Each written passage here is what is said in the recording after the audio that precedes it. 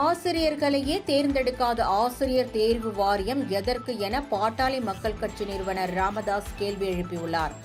இது தொடர்பாக அவர் வெளியிட்டுள்ள அறிக்கையில், தமிழ்நாட்டில் 2024ஆம் ஆண்டில் 3192 பட்டதாரி ஆசிரியர்கள், 2768 இடைநிலை ஆசிரியர்கள், 200 முதுநிலை பட்டதாரி ஆசிரியர்கள், 4000 கலை மற்றும் அறிவியல் கல்லூரி உதவி பேராசிரியர்கள், 56 சட்டக்கல்லூரி உதவி பேராசிரியர்கள் உள்ளிட்ட 10,355 ஆசிரியர்கள் தேர்ந்தெடுக்கப்படுவார்கள் என்று ஆசிரியர் தேர்வு வாரியம் அறிவித்திருந்தது. ஆனால் கடந்த ஆண்டு முழுவதும் ஒரே ஒரு ஆசிரியர் கூட நியமிக்கப்படவில்லை என்பதுதான் வேதனையான உண்மை என்று தெரிவித்துள்ளார்.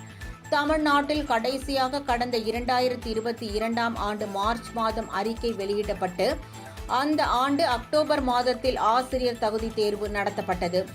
அதன்பின் 2023ஆம் ஆண்டு டிசம்பர் மாதத்தில் அறிவிக்கை வெளியிடப்பட்டு 2024 மார்ச் மாதத்தில் தேர்வு நடத்தப்படும் என்று அறிவிக்கப்பட்டிருந்தது. ஆனால் அதன்படி நடக்கவில்லை என்று குறிப்பிட்டுள்ளார்.